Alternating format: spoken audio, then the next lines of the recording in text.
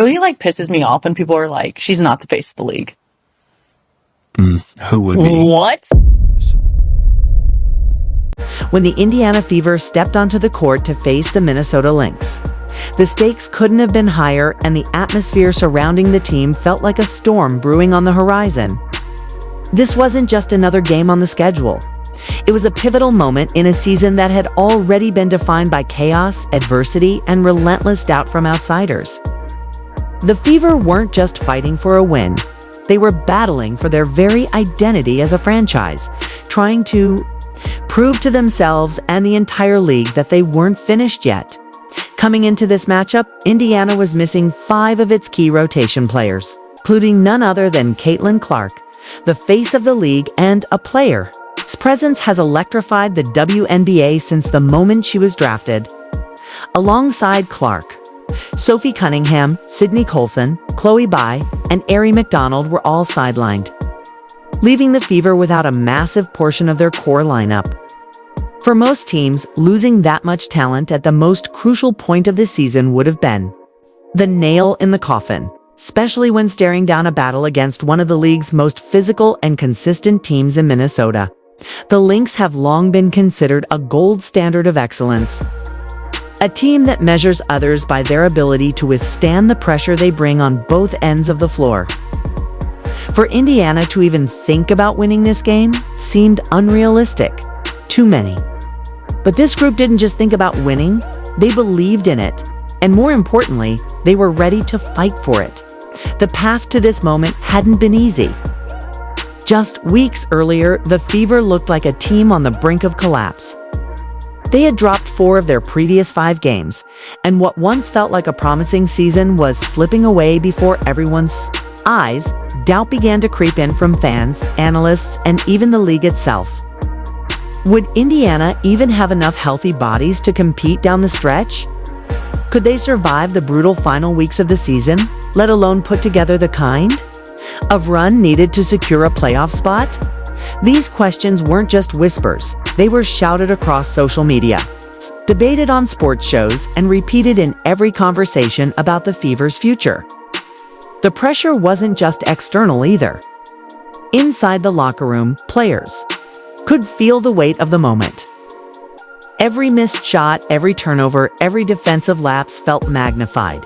A season that had been filled with so much promise, highlighted by Caitlin Clark's historic rookie campaign and the steady growth of the team's young core, now felt like it was in danger of falling apart completely. But this team didn't cave.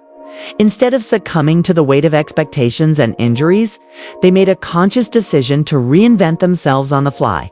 Head coach Stephanie White became the guiding force behind this transformation, delivering a message that resonated deeply with every player on the roster. Be where your feet are. At first glance, it might sound like a simple motivational phrase, but within the context of this team's situation, it became a lifeline. It was a call to action, urging players to stop worrying about who wasn't on the court and instead focus entirely on who was available, what role they could play, and how they could impact each possession. It was about living fully in the moment, bringing maximum effort and attention to every play, every rebound, every defensive rotation. White's philosophy demanded accountability and trust. She wasn't asking her players to be superheroes or to magically replace the production of stars like Clark and Cunningham. She was asking them to lean on each other, to compete harder than their opponents, and to find strength in the collective rather than the individual. This mentality didn't just stay in the locker room, it manifested immediately on the court. When Indiana faced Minnesota, they came out with a level of energy and urgency that stunned the Lynx. From the opening tip, the Fever dictated the pace of the game, storming out to a 10-0 lead that sent a clear message. They weren't going to roll over and die.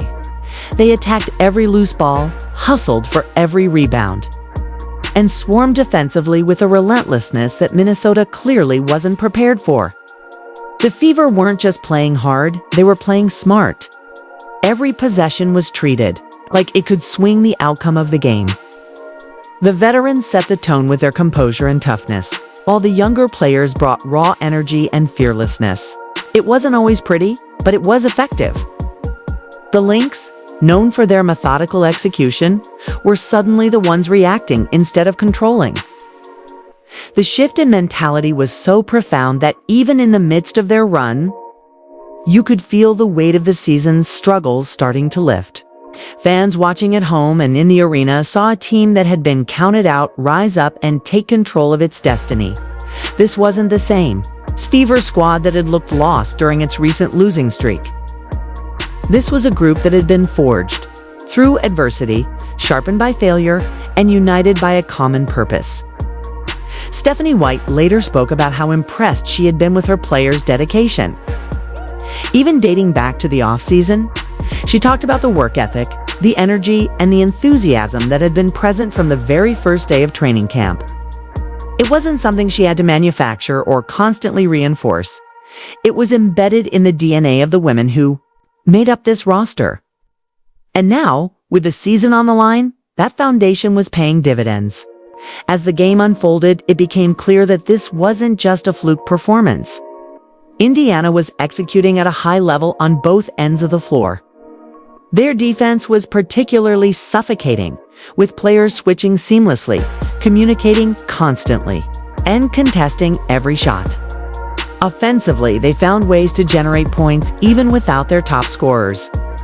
Instead of relying on one or two players to carry the load, the Fever embraced a balanced attack. Ball movement was crisp, spacing was smart, and players were unselfish in their decision-making. Every possession felt like a collective effort, a testament to the team-first mindset that White had been preaching all season. This win was about more than just improving their record. It was about proving to themselves and the league that they could withstand adversity and emerge stronger because of it.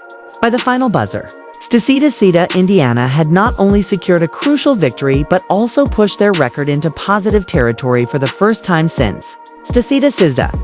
That's nearly a decade without a winning season, a drought that had hung over the franchise like a dark cloud. Now, that cloud was starting to break apart, replaced by rays of hope and a renewed sense of belief. This wasn't just about one game or even one season. It was about rewriting the narrative of what Indiana Fever basketball could be. It's the transformation. Didn't happen overnight, and it certainly didn't happen without pain. Players had to adjust to new roles, often being thrust into situations they hadn't prepared for. Younger players were forced to grow up quickly, gaining valuable experience under the bright lights of playoff-caliber basketball. Veterans had to lead not just with words but with actions, showing the way through their toughness and consistency. And through it all, Caitlin Clark remained a constant presence, even as she sat on the bench in street clothes. Her energy, her voice, and her unwavering support became a source of inspiration for her teammates. She may not have been on the floor, but her impact was felt in every huddle, every timeout, and every celebration. This stretch of games revealed something profound about the Fever. They weren't just a team trying to survive until their stars returned. They were a team discovering their true identity. They learned that resilience isn't just about enduring hardship, it's about responding to it with purpose and determination. Every injury, every setback, every moment of doubt had prepared them for this exact scenario. And when the moment arrived, they didn't shrink from it. They embraced it. By the time Indiana walked off the court with a hard-fought win over Minnesota, the message was clear. This team wasn't going anywhere. They weren't content to be an underdog story or a footnote in someone else's championship run. They were here to compete, to challenge, and to win. The victory over the Lynx wasn't just a statement to the league. It was a promise to themselves and their fans. A promise that no matter how many obstacles they faced, they would continue to rise together, stronger than ever. When the final buzzer sounded and the crowd erupted in a mix of disbelief and euphoria, there was no doubt left. This wasn't luck. This wasn't a fluke. This was the heart of a team that refused to be broken. The Indiana Fever had just knocked off the Minnesota Lynx, one of the toughest and most disciplined teams in the league. And they did it while missing 5 key rotation players, including their superstar Caitlin Clark, in a game that most analysts predicted would be a blowout loss. The Fever flipped the entire narrative upside down. This was a night where grit met preparation, where every player who stepped on the floor wrote a new chapter in Indiana's story. And at the center of it all was Kelsey Mitchell, the fiery guard whose season has been nothing short of historic. Mitchell didn't just score points, she led, she inspired, and she anchored a group that desperately needed direction in the absence of their most visible leader. But before the locker room celebration, and before the words that would leave her teammates buzzing long after the game ended, the Fever had to earn this win possession by possession, play by play, against a Minnesota squad that never takes its foot off the gas. From the opening tip, Indiana set a tone that shocked everyone in the arena. They raced out to a 10-0 lead, swarming defensively and attacking the rim with a ferocity that made it clear they weren't here just to compete. They were here to dominate. Aaliyah Boston, the reigning Rookie of the Year and cornerstone of Indiana's frontcourt, played like a woman possessed. She wasn't just rebounding, she was commanding the paint like a general directing her troops. Every time she touched the ball, Minnesota's defense collapsed, creating open looks for her teammates. Boston's ability to draw double teams became the engine of Indiana's offense, turning what could have been a stagnant attack into a dynamic, unpredictable force. She tied her own rebounding record, grabbing every loose ball in sight, and even pushed the pace by handling the ball like a guard. This versatility forced the Lynx to adjust, but every adjustment came too late. By the time they figured out one problem, Indiana had already created another. The bench played an equally critical role in this victory. Odyssey Sims, a veteran guard with a chip on her shoulder, came off the bench and immediately provided a spark. She scored 15 points, managed the tempo, and gave the Fever a secondary playmaker who could relieve pressure from Mitchell. After the game, Sims called it a fresh start, declaring that the new season starts Sunday. That wasn't just a catchy soundbite. It was a reflection of how this team has embraced its adversity. Sims' steadiness allowed Indiana to navigate Minnesota's defensive schemes, and her leadership was palpable every time she touched the ball. Then came Aerial Powers, who delivered what might have been the most pivotal moment of the game, with Minnesota threatening to close the gap. Powers drilled back-to-back three-pointers that ripped through the net and silenced the Lynx's momentum. Those shots didn't just add points to the scoreboard, they added belief to Indiana's sideline. You could see it in the way her teammates erupted, in the way Caitlin Clark leaped to her feet on the bench, clapping and yelling in pure exhilaration. Those threes were a dagger, a reminder that no matter how hard Minnesota pushed, the Fever had answers. Lexi Hull proved once again that she's more than just a role player. Her defensive versatility was on full display as she switched seamlessly across multiple positions, contesting shots against bigger forwards and frustrating Minnesota's offensive rhythm. Offensively, Hull found ways to contribute without needing plays called for her. She cut at the right moments, spaced the floor effectively, and hit timely shots that kept Indiana's momentum alive. Natasha Howard also stepped up in a major way, quietly holding the frontcourt together alongside Boston. Howard's efficiency in the mid-range, combined with her toughness on the boards, provided balance that prevented Minnesota from keying solely on Boston. By spreading the floor and hitting shots in rhythm, Howard forced Minnesota to defend honestly, which opened up opportunities for everyone else. The most telling stat of the night wasn't any individual line, it was the collective performance. 5 different Fever players finished in double figures, a testament to the team's depth and unselfishness. This wasn't a one-woman show or a desperation effort by a single star. It was a group of players refusing to let circumstances define them. Even as Caitlin Clark sat on the bench in street clothes, her presence was felt. She celebrated every big play, encouraged her teammates during timeouts, and served as an extra coach on the sidelines. Her energy was infectious, reminding everyone that while she wasn't on the floor physically, she was still deeply invested in every moment. And then, after the game, came the moment that turned a hard-fought win into something even bigger. In the locker room, with adrenaline still pumping and the echoes of the crowd fading, Kelsey Mitchell addressed her teammates.